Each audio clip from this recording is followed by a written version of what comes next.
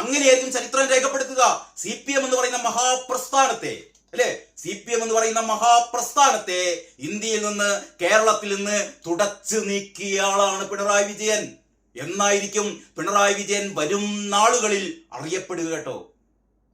EMSും AKGയും രണദിവേയും അങ്ങനെ ജ്യോതി ബസുവും ഒക്കെയുള്ള ഒരു എന്താ പറയാ CPMന്റെ സമുജ്ജല നേതാക്കൾ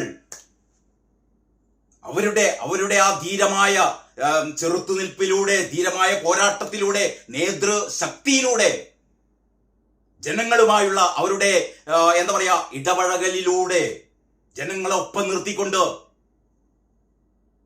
അത്തരമൊരു പ്രസ്ഥാനത്തെയാണ് സ്വന്തം കുടുംബത്തിന് വേണ്ടിയിട്ട്, സ്വന്തം മോക്ക് വേണ്ടിയിട്ട്, സ്വന്തം മോന് വേണ്ടിയിട്ട്, സ്വന്തം മരുമോന് വേണ്ടിയിട്ട് പിണറായി വിജയൻ എന്ന് പറയുന്ന നൃശംസൻ, എക്കാലത്തെയും കേരളം വെറുക്കപ്പെട്ട, ഇത്രയും കേരളം വെറുക്കപ്പെട്ട ഒരു ഭരണാധികാരി കേരളത്തിൽ ഉണ്ടായിട്ടില്ല കേട്ടോ, ഉണ്ടായിട്ടില്ല.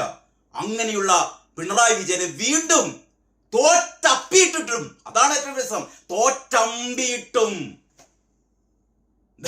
ധർമ്മടത്ത് 6 റൗണ്ട് പിന്നെ പോയിട്ടും കഴിഞ്ഞ തവണ നേടിയ ഭൂരിപക്ഷത്തിന്റെ 1/4 ഭൂരിപക്ഷം പോലും ലഭിക്കാതിരുന്നിട്ടും, എന്ന് പറഞ്ഞാൽ തോറ്റു എന്ന്, അല്ലെങ്കിൽ തോൽപ്പിച്ചു എന്ന് ധർമ്മടത്തെ ഓരോ സഖാവും പറയുമ്പോഴും പാർട്ടിയിലെ പിണറായിയുടെ ദാസന്മാർ, പിണറായിയുടെ ഭക്തന്മാർ, പിണറായിയുടെ വാഴ്ത്തുപാട്ടുകാർ അപ്പം ഗോവിന്ദനും MA ബേബിയും വിജയരാഘവനും ഉൾപ്പെടെയുള്ള PB അംഗങ്ങൾ പിണറായിയെ വീണ്ടും, കാരണം പിണറായി പാർട്ടിയിലെ ഇങ്ങനെ കുഴി തോണ്ടിട്ട് ഇട്ട് മൂടി ശവമടക്ക് നടത്തിയിട്ട് ഞങ്ങൾ പിണറായിയെ വിടുള്ളൂ എന്ന് നിർബന്ധമാണ് വിജയരാഘവന്, അപ്പം ഗോവിന്ദന്, MA ബേബിക്ക്. പിന്നെ പറയാനില്ലല്ലോ.